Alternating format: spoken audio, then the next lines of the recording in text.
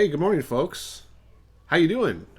Wednesday morning, we've made it to another day, and so here we are. And I'm just sharing the video on my phone, so others might be able to find it. If you could be so generous, I'd love it if you would do that too. But it's good to see you all this morning. I hope you're having a great start to your day. I'd say bright and early, but it's not super bright and early. It's only 8:30. So last night it was kind of a nice restful night.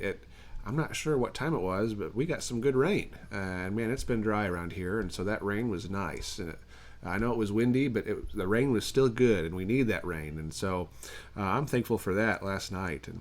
And then to step out this morning. Hi, Betty. That's okay. We can't see. You're all right. But was able to step out this morning, and man, it's in the 60s, nice and cool. I'm not going to say crisp, but a little bit cool, and that was nice and refreshing. So it was a good way to start the day. Good morning, Diana. And so I'm looking forward to a good Wednesday. I want to remind you tonight. Good morning, Judy. I want to remind you tonight that it's Wednesday, and so we will be having our Zoom Bible study meeting tonight. Good morning, Laurel. We will, at some point today, Judy, our office administrator, will be sending out an email that will include the Bible study material, as well as the links and information for the login information for Zoom. All right, feel free to share it. It's just because it's our church. That's what we do on Wednesday nights. Doesn't mean anybody else can't join. Feel free to share it and get that information out. And let's have people join us from all over the place. That's kind of one of the cool things about Zoom is we can have friends from all over join us for Bible study, and we can see each other. Good morning, Alice. It's a good thing to dig into His Word. I think it's even a better thing in these circumstances to do it together where we can see each other face to face. Might not be in person, but still get to see each other and interact. And so I want to encourage you when you get that, don't just hold on to it for yourself, but share it.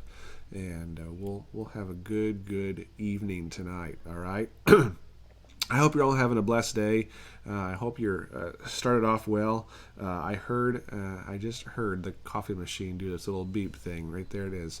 So which means coffee is ready, and it will be delicious in just a minute.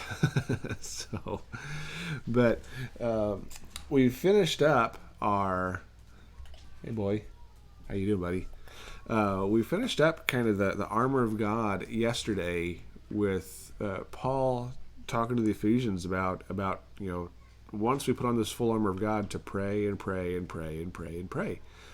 And I think that's a good word for us, is that we need to continue to pray and pray and pray and pray and pray. But I thought, just based on the circumstances that we're in and knowing, who we are and where we have been. Oh, I missed some comments. Hi, Sarah. Hi, Charlene. Hi, Louise. Hi, Pat. Knowing where we are and what we have been going through, I thought it'd be good to look at just for this morning, and then we'll start something new. We'll start a new series tomorrow. But just for today, in 2 Corinthians chapter 12, Paul talks about the thorn in his flesh. And you've probably heard me joke about that before and say, well, that's, that could have been, his mother-in-law or different things like that. And there are tons and tons of theories about what that thorn might be. Was it a physical ailment? Was it the memories of all the stuff that he had done in his past? We don't know. We don't know. And I think it's important that we don't know exactly what that was. But if we look at Paul at Paul's letter to the Corinthians in 2 Corinthians chapter 12, and we look down to verse 8. It says, 3 times I pleaded with the Lord to take it away from me. Have you ever prayed just so hard for something and it's not been answered? Or it seems like it hasn't been answered? And it says, 3 times I pleaded with the Lord. I bet there was some hard, earnest, deep felt praying, just praying upon praying upon praying. Kind of what we talked about yesterday with this armor of God. 3 times I pleaded. Pleading, that's a big word. I pleaded with the Lord. And then we jump into verse 9, right after that. But he said to me. There's always that word but. And sometimes it can be a good transition word.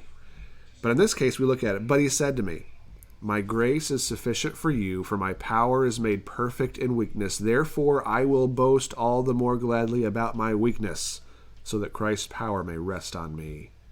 Good morning, Levi. How you doing, man? Good to see you. But he answers, my grace is sufficient for you. My power is made perfect in your weakness. Paul has been pleading. He's been crying out to God. 3 times he said he pleaded. I imagine these prayers to be like, deep and from within and sobbing. And, just when you pray so hard, like when you're at the altar and there's like snot going everywhere. Well, not that, but you know really what I'm talking about. This deep, deep, heartfelt, strong prayer. God, would you please do this thing? Would you please, I imagine there's people all over the country, and I know there are people all over the country praying deeply, fervently that God would remove this virus. He would take it away. And God's answer for Paul is, my grace is sufficient. My power is made perfect in your weakness. And so I wonder this morning if we need to, one, not stop praying. I don't think we should stop praying. We should continue to cry out. Remember, because Paul prayed 3 times, at least we think 3 times. I'm sure it's more. But at least 3 times. But I think we also need to understand that God's telling us, hey, I've got this.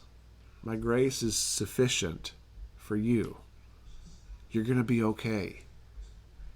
Sometimes when God answers prayers, it's not the way we want him to. And it's not in the timing that we like. But folks, I got a word for you this morning. We're not in charge. We're not in control. And thank goodness. Because if we were, I think there'd be a whole lot of stuff messed up. I'm thankful this morning that his grace is sufficient. I'm thankful this morning that in my weakness, his power is highlighted in the broadcast. Because I can't do it on my own. We can't do it on our own. You can't make it on your own. It's all because of who he is. And I think Paul began to understand that. Because he says, therefore, so because of all that, I'm going to boast the more gladly about my weakness, so that Christ's power may rest on me. Trusting in who he is over and over and over. For every ounce of energy, for every ounce of being, for all the understanding, for everything that he's doing. Good morning, Jake. Good morning, Paula. Hi, Renda. But trusting in God for all of this, for every ounce. I think it's where we need to be. Some days are easier than others. Some days are. And during all this stuff that's going on, you're going to have some days that are going to be kind of difficult. And you're going to have some days that are going to be kind of easy. And I know we're joining together and we're praying for this thing to be gone. But we need to continue to trust in God. For what does he say? My grace is sufficient. Remember what grace is, right? Remember what grace is? Grace is getting something that we don't deserve. My grace is sufficient. My grace is sufficient. So this morning, folks, I want to just remind you again, he's got this. He's got it. Trust in him. His grace is sufficient for whatever you're going through. I believe that his grace is sufficient for us as we navigate these waters with this virus. I believe his grace is sufficient not just for us as individuals, but for every single human on this planet. And so I ask you, continue to cry out. Continue to plead with the Lord. Continue to pray. Pray upon pray upon pray upon pray. But also understand, God says, I've got this. My grace is sufficient. It's okay to be weak because that's when my power is exhibited. And so I would encourage you again this morning, be prayerful, but be hopeful. All right? Guys, I hope you have a blessed day today. I want to remind you we're going to send out that email with the Zoom info. I'll go ahead and post it on here, and you can join us if you'd like. If you, like Levi, if you're not, if you're in Indiana, that'd be great. It'd be cool to see you again, man. Join us on here on Zoom, and we'll have our Bible study tonight as we're going to hit Revelation chapter 4. We've finally made it through the 7 churches, and now we're going to jump into Revelation chapter 4, and things are going to, I think, speed up a little bit for us. But we'll have some great conversation tonight, and you'll have the materials emailed to you, and it'll be a good time, all right? So join us tonight at 6:30 for Bible study in Revelation chapter 4, and looking forward to another good day, all right? Guys, love y'all, appreciate y'all. Be blessed. Don't just be blessed, but be a blessing to others, all right? Take care. God bless.